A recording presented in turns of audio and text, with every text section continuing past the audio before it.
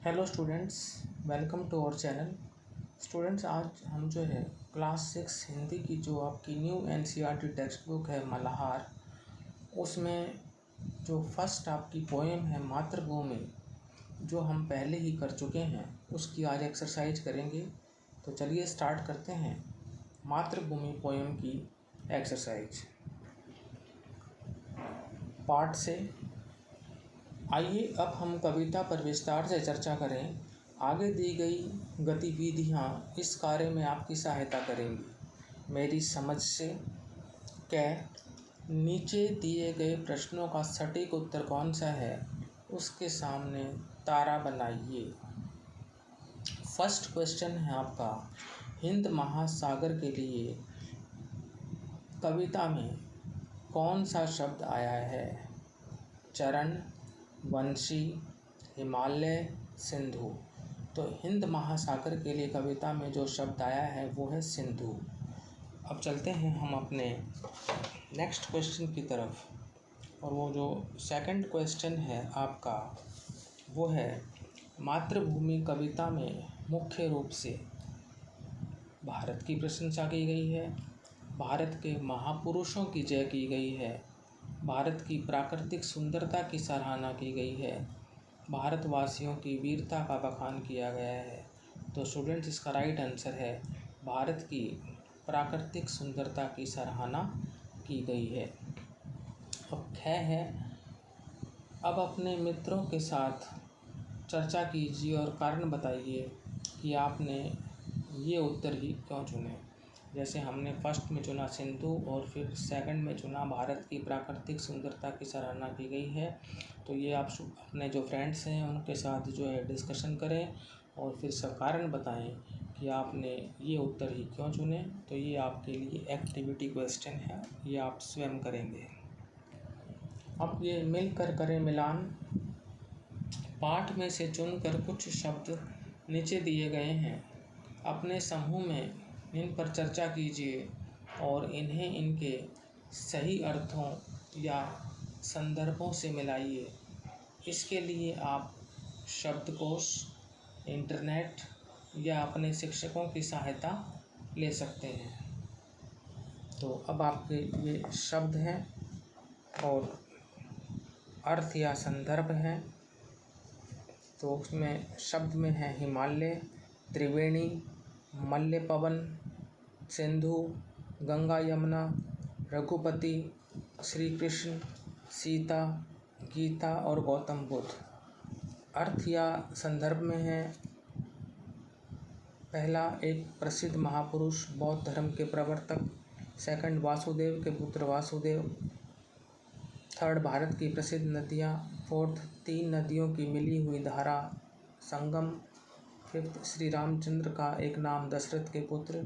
Sixth, दक्षिण भारत के मल्य पर्वत से चलने वाली सुगंधित वायु। सेवेंथ, एक प्रसिद्ध और प्राचीन ग्रंथ श्रीमद् भागवत गीता। इसमें वे प्रश्न उत्तर और संवाद हैं जो महाभारत में श्री कृष्ण और अर्जुन के बीच हुए थे। 8, समुद्र एक नदी का नाम। 9, जनक की पुत्री जानकी। 10, भारत की उत्तरी सीमा पर फैली पर्वतमाला। तो स्टूडेंट्स, जो आपका पहला है हिमालय, वो जो है 10 जो दे रखा है, भारत की उत्तरी सीमा पर फैली पर्वतमाला, वहाँ मैंने 1 जो है लिखा हुआ है, तो हिमालय मैच होगा भारत की उत्तरी सीमा पर फैली पर्वतमाला। और यहाँ मैंने जो है जो 10 नंबर पर है उसके सामने 1 लिखा हुआ है कि ये जो है हिमालय से मैच होगा। फिर सेकंड है आपका त्रिवेणी। त्रिवेणी जो है वो 4 नंबर पर आप जाकर देखें, 3 नदियों की मिली हुई धारा, संगम। त्रिवेणी जो है 3 नदियों की मिली हुई धारा, संगम, और वहाँ मैंने 2 लिखा हुआ है। त्रिवेणी मैच होगा 3 नदियों की मिली हुई धारा, संगम। उसके बाद चलते हैं मल्य पवन। मल्य पवन देखें 6 नंबर पर देखें, दक्षिण भारत के मल्य पर्वत से चलने वाली सुगंधित वायु। यहाँ मैंने 3 नंबर लिखा हुआ है क्योंकि ये 3 से मैच होगा, तो मल्य पवन मैच होगा दक्षिण भारत के मल्य पर्वत से चलने वाली सुगंधित वायु। फिर आपका जो है सिंधु है, तो 8 नंबर पर देखें, समुद्र एक नदी का नाम, तो यहाँ मैंने 4 लिखा हुआ है। तो सिंधु मैच होगा समुद्र एक नदी का नाम।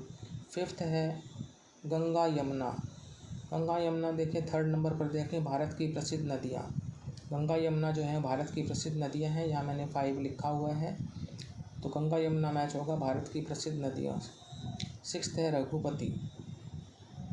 रघुपति आपको पता है श्री रामचंद्र का एक नाम है और वो दशरथ के पुत्र हैं। तो 5th पे देखें श्री रामचंद्र का एक नाम दशरथ के पुत्र। तो यहाँ मैंने 6 लिखा हुआ है कि रघुपति जो है वो मैच होगा श्री रामचंद्र का एक नाम दशरथ के पुत्र। अब आते हैं हम 7th पर श्री कृष्ण। 2nd नंबर पर देखें दूसरे कॉलम में वासुदेव के पुत्र वासुदेव। तो ये श्री कृष्ण भगवान जो हैं वासुदेव के पुत्र वासुदेव। तो 7 यहाँ मैंने लिखा हुआ है। तो श्री कृष्ण मैच होगा वसुदेव के पुत्र वासुदेव। फिर है सीता। ये जो 9 पर देखें लिखा हुआ है जनक की पुत्री जानकी, और यहाँ मैंने 8 लिखा हुआ है कि जनक की पुत्री जानकी जो है वो मैच होगा 8 सीता से। 9 है जो गीता, तो ये आप देखें 7 पर लिखा हुआ है। एक प्रसिद्ध और प्राचीन ग्रंथ श्रीमद् भागवत गीता, इसमें वे प्रश्न उत्तर और संवाद है जो महाभारत में श्री कृष्ण और अर्जुन के बीच हुए थे। तो यहाँ मैंने 9 लिखा हुआ है। तो गीता मैच होगा एक प्रसिद्ध और प्राचीन ग्रंथ श्रीमद् भागवत गीता, इसमें वे प्रश्न उत्तर और संवाद हैं जो महाभारत में श्री कृष्ण और अर्जुन के बीच हुए थे। 10 है गौतम बुद्ध, और ये 1st पे देखें एक प्रसिद्ध महापुरुष बौद्ध धर्म के प्रवर्तक, और यहाँ मैंने 10 लिखा हुआ है एक प्रसिद्ध महापुरुष बौद्ध धर्म के प्रवर्तक। ये 10 से मैच होगा गौतम बुद्ध से। तो स्टूडेंट्स यहाँ हमने जो है मिलान जो है कर लिया है। अब आगे बढ़ते हैं। पंक्तियों पर चर्चा। कविता में से चुनकर कुछ पंक्तियाँ नीचे दी गई हैं, इन्हें ध्यान से पढ़िए और इन पर विचार कीजिए। आपको इनका क्या अर्थ समझ में आया, अपने विचार कक्षा में अपने समूह में साझा कीजिए और अपनी लेखन पुस्तिका में लिखिए। वह युद्ध भूमि मेरी, वह बुद्ध भूमि मेरी, वह मातृभूमि मेरी, वह जन्म भूमि मेरी। इन पंक्तियों का अर्थ है कि भारत न केवल महान योद्धाओं की भूमि है, कि भारत महान योद्धाओं की भूमि तो है ही, लेकिन साथ साथ जो है यह बुद्ध की शांति और करुणा की भूमि भी है, बल्कि यह बुद्ध की शांति और करुणा की भूमि भी है। भारत कवि की मातृभूमि और जन्मभूमि है। जो कवि हैं उनकी ये मातृभूमि है और जन्मभूमि है। इससे उन्हें बहुत जुड़ाव है, लगाव है, और कवि जो हैं वो इससे जुड़े हुए हैं भारत से। तो इन पंक्तियों का अर्थ ये है कि भारत न केवल महान योद्धाओं की भूमि है, बल्कि यह बुद्ध की शांति और करुणा की भूमि भी है। भारत जो है यानी यह देश जो है यह कवि की मातृभूमि और जन्मभूमि है, और इससे उन्हें बहुत ज़्यादा लगाव है। अब है सोच विचार के लिए। कविता को एक बार फिर से पढ़िए और निम्नलिखित के बारे में पता लगाकर अपनी लेखन पुस्तिका में लिखिए। पहला है कोयल कहाँ रहती है, तो कोयल झाड़ियों में रहती है। कोयल कहाँ रहती है, कोयल झाड़ियों में रहती है। सेकंड है तन मन कौन संवारती है, तो तन मन जो है वो मल्य पवन संवारती है। तन मन मल्य पवन संवारती है। थर्ड है झरने कहाँ से झरते हैं, झरने पहाड़ियों से झरते हैं, झरने पहाड़ियों से झरते हैं। फोर्थ है श्री कृष्ण ने क्या सुनाया था, श्री कृष्ण ने गीता सुनाई थी, श्री कृष्ण ने गीता सुनाई थी। फिफ्थ है गौतम ने किसका यश बढ़ाया, गौतम ने दया का यश बढ़ाया, गौतम ने दया का यश बढ़ाया। अब है ख नदियाँ लहर रही हैं, पग पग चहर रही हैं। लहर का अर्थ होता है पानी का हिलोरा, मौज, उमंग, वेग, जोश। चहर का अर्थ होता है बिखरना, छितराना, छिटकना, फैलना। कविता पढ़कर पता लगाइए और लिखिए। कहाँ कहाँ छटा चहर रही है, कहाँ कहाँ छटा चहर रही है, तो पग पग, पग पग छटा चहर रही है। किसका पानी लहर रहा है, गंगा यमुना त्रिवेणी, ये जो नदियाँ हैं इनका पानी जो है वो लहर रहा है। अब कविता की रचना।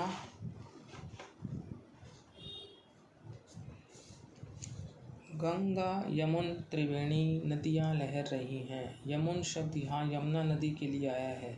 कभी कभी कवि कविता की लय और सौंदर्य को बढ़ाने के लिए इस प्रकार से शब्दों को थोड़ा बदल देते हैं। यदि आप कविता को थोड़ा और ध्यान से पढ़ेंगे तो आपको और भी बहुत सी विशेषताएं पता चलेंगी। आपको जो विशेष बातें दिखाई दें उन्हें आपस में साझा कीजिए और लिखिए, जैसे सबसे ऊपर इस कविता का एक शीर्षक है। अब मिलान।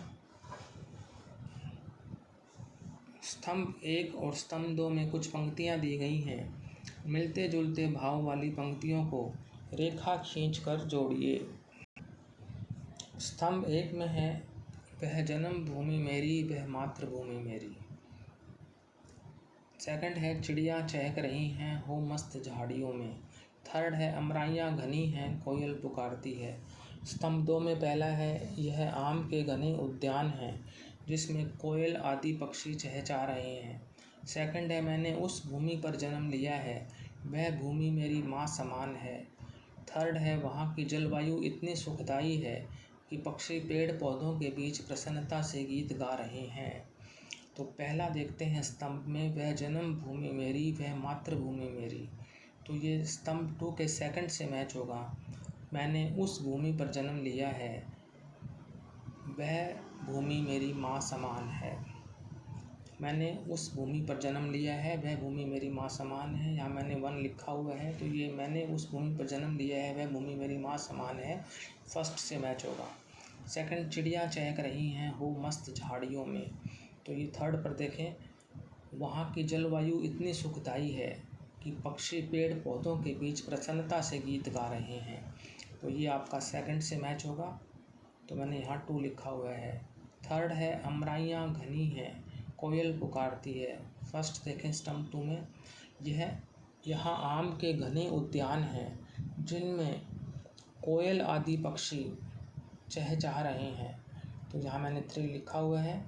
तो यहाँ आम के घने उद्यान हैं जिनमें कोयल आदि पक्षी चहचहा रहे हैं, ये जो है थर्ड से मैच होगा। अब है अनुमान या कल्पना से अपने समूह में मिलकर चर्चा कीजिए। कह, अमराइयाँ घनी हैं कोयल पुकारती है, कोयल क्यों पुकार रही होगी, किसे पुकार रही होगी, कैसे पुकार रही होगी। खै, बहती मल्ले पवन है तन मन संवारती है, पवन किसका तन मन संवारती है, यह कैसे कैसे करती है। तो ये स्टूडेंट्स एक्टिविटी क्वेश्चंस हैं आपके, ये आप ग्रुप डिस्कशन करें। नेक्स्ट है शब्दों के रूप। नीचे शब्दों से जुड़ी कुछ गतिविधियां दी गई हैं, इन्हें करने के लिए आप शब्दकोश, अपने शिक्षकों और साथियों की सहायता भी ले सकते हैं। नीचे दी गई पंक्तियों को पढ़िए। जगमग छटा निराली, पग पग चहर रही है। इन पंक्तियों में पग शब्द 2 बार आया है, इसका अर्थ है हर पग या हर कदम पर। शब्दों के ऐसे ही कुछ जोड़े नीचे दिए गए हैं, इनके अर्थ लिखिए। घर घर, हर घर, जैसे यहाँ हमने पढ़ा था कि पग पग शब्द 2 बार आया है, तो उसका अर्थ है हर पग या हर कदम पर। तो इसी तरह से घर घर यानी प्रत्येक घर या हर घर, बाल बाल, हर बाल, सांस सांस, हर सांस, देश देश, हर देश, पर्वत पर्वत, हर पर्वत। आगे चलते हैं। ख, वह युद्ध भूमि मेरी, वह बुद्ध भूमि मेरी। कविता में भूमि शब्द में अलग अलग शब्द जोड़कर नए नए शब्द बनाए गए हैं। आप भी कुछ नए शब्द बनाइए और उनके अर्थ पता कीजिए। संकेत देखें, तप, देव, भारत, जन्म, कर्म, कर्तव्य, मरु, मल्य, मल, यज्ञ, रंग, रण, सिद्ध आदि। तो अब यहाँ पर आप देख सकते हैं, ये जो है भूमि का आपको डायग्राम दिया हुआ है। तो इस तरह से आपको करना है। अब जैसे तप है, तप भूमि, तो इसका हो जाएगा, अगर हम मीनिंग देखेंगे तो तपस्या की भूमि, तप भूमि यानी तपस्या की भूमि। देव भूमि, देवताओं की भूमि। भारत भूमि, भारत की भूमि। जन्म भूमि, जन्म स्थान, जहाँ जन्म हुआ हो, जन्म की भूमि। कर्म, कर्म भूमि, जहाँ हम कर्म करते हैं, तो कर्म की भूमि।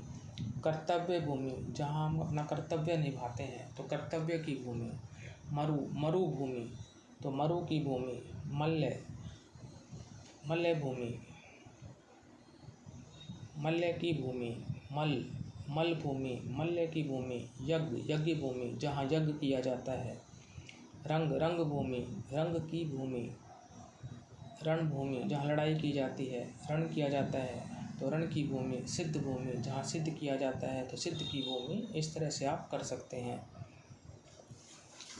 अब आगे है थोड़ा भिन्न थोड़ा समान। नीचे दी गई पंक्तियों को पढ़िए। जग को दया सिखाई, जग को दिया दिखाया। दया और दिया में केवल एक मात्रा का अंतर है, लेकिन इस एक मात्रा के कारण शब्द का अर्थ पूरी तरह बदल गया है। आप भी अपने समूह में मिलकर ऐसे शब्दों की सूची बनाइए जिनमें केवल एक मात्रा का अंतर हो, जैसे घड़ा, घड़ी। घड़ा आपको पता ही है, मटका, और घड़ी जो है हम बांधते हैं। इसी तरह से जो ऊपर पढ़ा हमने, दया किसी के प्रति करुणा दिखाना, और दिया जो है दीपक। तो इस तरह से आप और कर सकते हैं। अब है पाठ से आगे आपकी बात। इस कविता में भारत का सुंदर वर्णन किया गया है। आप भारत के किस स्थान पर रहते हैं, वह स्थान आपको कैसा लगता है, उस स्थान की विशेषताएं बताइए। संकेत हैं प्रकृति, खान पान, जलवायु, प्रसिद्ध स्थान आदि। तो सबसे पहले आप ये लिखेंगे कि भारत में आप किस स्थान पर रहते हैं और वो स्थान आपको कैसा लगता है, उस स्थान की विशेषताएं आपको बतानी है। तो उसमें आप प्रकृति के बारे में बताएंगे, खान पान कैसा है वहाँ का, जलवायु कैसी है, कि वहाँ के प्रसिद्ध स्थान कौन से हैं, ये सब बातें आप लिखेंगे। आगे है ख, अपने परिवार के किसी सदस्य या मित्र के बारे में लिखिए। उसकी कौन कौन सी बातें आपको अच्छी लगती हैं। तो स्टूडेंट्स, यहाँ पर आप अपने मित्र के बारे में भी लिख सकते हैं या अपने परिवार के किसी सदस्य के बारे में लिख सकते हैं। जैसे मित्र के बारे में लिखेंगे कि आपके मित्र का नाम ये है, फिर उसके बारे में वो पढ़ाई में बहुत अच्छा है, वो बहुत मेहनती है, वो अपने सहपाठियों की भी जो है मदद करता है यदि उन्हें कोई चीज़ समझ में नहीं आती, और हमेशा सबकी सहायता के लिए तत्पर रहता है। और भी जो क्वालिटीज़ हैं वो आप लिख सकते हैं। इस तरह से मैंने आपको हिंट दे दिया है। अब वंशी से, श्री कृष्ण ने सुनाई वंशी पुनीत गीता। वंशी बांसुरी को कहते हैं।